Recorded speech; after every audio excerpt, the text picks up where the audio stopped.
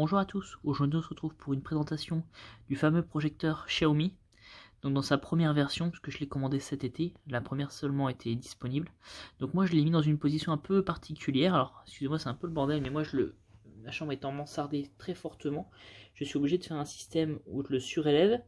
Donc j'ai percé en dessous pour les câbles et du coup la sortie d'air est accessible pour pouvoir forcément ventiler, puisque si on le pose clairement contre la ventilation, au bout de quelques secondes, le ventilateur se met en sécurité, en fait il est trop chaud, et donc du coup il s'arrête. La télécommande est un peu plus classique, avec un toucher qui n'est pas forcément des plus agréables, qui fait un peu cheap. Le clic des boutons n'est vraiment pas génial non plus. Donc c'est pas ce qu'on a vu de mieux chez Xiaomi. Alors comme je vous l'avais expliqué, je projette au plafond, donc la diagonale est quand même assez impressionnante. On a une interface qui vient d'être mise à jour là récemment, donc c'est plutôt pas mal. Vous avez différentes applications disponibles. Alors il n'y a pas énormément de choses, mais l'essentiel est là. Vous avez Molotov, VLC pour les vidéos, MXPlayer. Moi j'utilise ça pour les vidéos de mon NAS. RetroArch que je vous montrerai juste après, YouTube, et forcément Netflix. Donc ça c'est quand même pas mal. Un petit souci de focus, de mise au point. Et donc pour cela, moi j'ai trouvé la solution que j'ai pu trouver sur internet via l'application Button Mapper que vous pouvez lancer sur une touche de la télécommande. Et quand j'appuie longtemps sur un bouton, je vous montre, hop, je maintiens appuyé, voilà, ça fait un focus. Vous laissez votre doigt appuyé. Dès que le focus est bon,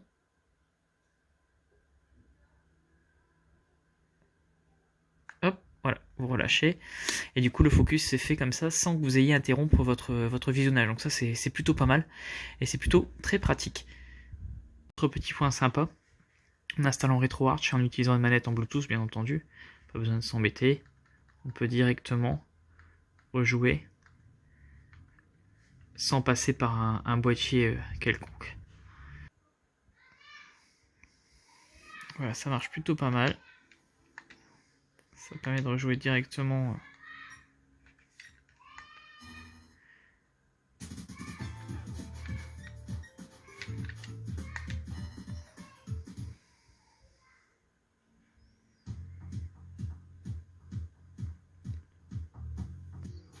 Et du coup, le projecteur donc, est équipé du Bluetooth qui vous permet de faire sortir le son sur une enceinte Bluetooth.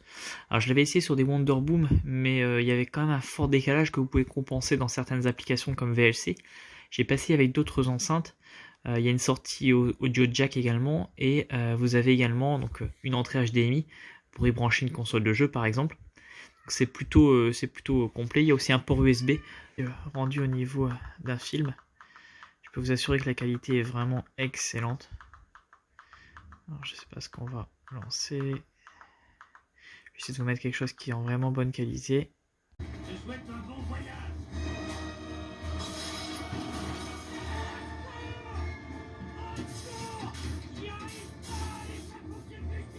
YouTube, donc une vidéo 4K. L'image est absolument magnifique. Alors par contre, quand on choisit la définition 4K, on s'aperçoit déjà qu'il y a des chutes d'image, perte d'image plus exactement. Si vous mettez cela, voilà, vous vous en rendez compte. Là, il y a le bitrate, etc. Et on voit qu'il y a des images qui sont perdues. En revanche, quand je remets en 1080p, on constate une légère perte de précision, mais on a un visionnage tout à fait fluide, sans perte. Alors on peut voir à la vidéo également un effet d'arc-en-ciel qui sont, enfin en tout cas que je ne perçois absolument pas en regardant le projecteur, mais à travers l'écran du téléphone, que vous verrez donc sûrement sur la vidéo, cet effet arc-en-ciel qui se fait, hein, qui est dû à la technologie du projecteur. Mais l'image, je peux vous assurer qu'elle est absolument magnifique. Alors, projeter au plafond, ça peut vous paraître un peu bizarre, mais je vous assure d'essayer. C'est vraiment, vraiment intéressant. Il faut savoir que Philips, quand il lançait ses premières télés, c'était ces écrans plats, ces flat TV comme il les appelait à l'époque, c'était fin des années 90, les débuts des années 2000, leur publicité c'était de montrer justement des télés accrochées au plafond. Alors ils gardaient bien d'expliquer comment on faisait passer les câbles, etc. On n'en voyait aucun, mais je peux vous assurer que regarder au plafond c'est très très reposant et c'est absolument pas du tout déconcertant comme vous pouvez vous y attendre.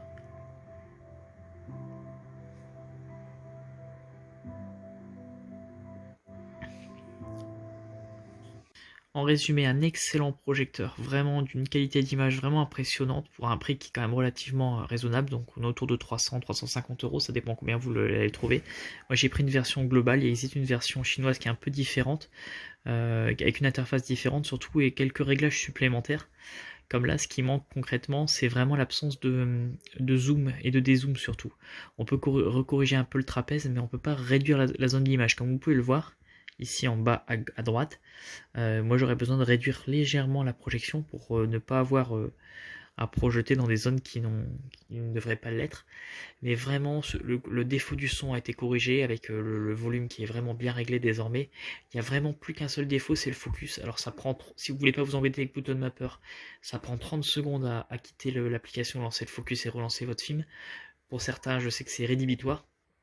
Pour ceux qui seront passés outre ce défaut, à ce prix, honnêtement, je vois pas de concurrent à ce magnifique projecteur qui est une sacrée